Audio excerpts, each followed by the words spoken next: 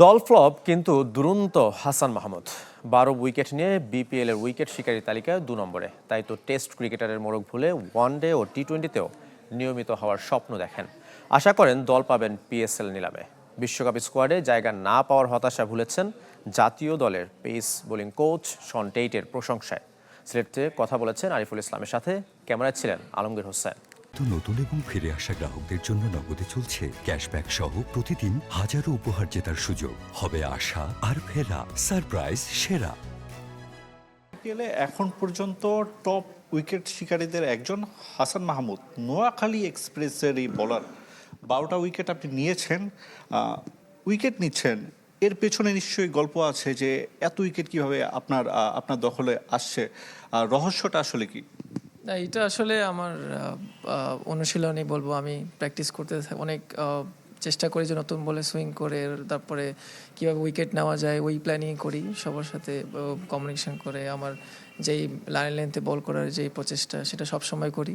Normally আমি তো swing করাই নতুন বলে, আর অবভিয়াসলি অফ কাটার থাকে, লেগ কাটার থাকে, ইয়র্কার থাকে, তো সবগুলোর ভেরিয়েশনই করার চেষ্টা করি। পেস বোলিং কোচ তার সঙ্গে কথা হয়েছে, শন টেইটের সঙ্গে?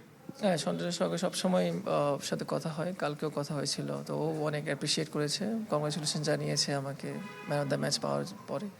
তো খুবই ভালো লাগে ওর সাথে কথা বলতে। টি-20 বিশ্বকাপ স্কোয়াডে নেই, সেক্ষেত্রে কি একটু হতাশা বাড়ে কিনা? হতাশার বাড়ে বলতে এইটার জন্য হয়তো আমি নিজেকে আর একটু বুস্ট করতে পারি যে কেন আমি নেই। অবশ্যই আমার কোথাও ল্যাকিংস থাকতে পারে, তো নিজেকে আর একটু বুস্ট আপ করার চেষ্টা করি যে আর একটু হয়তো কোথাও কম রয়েছে কিছু একটা, আমি আরও চেষ্টা করি। আপনার অনেক সতীর্থই ফ্র্যাঞ্চাইজি লিগ খেলছে দেশের বাইরে, আপনারই নিশ্চয়ই একই রকমের ইচ্ছা আছে বাইরে গিয়ে খেলার?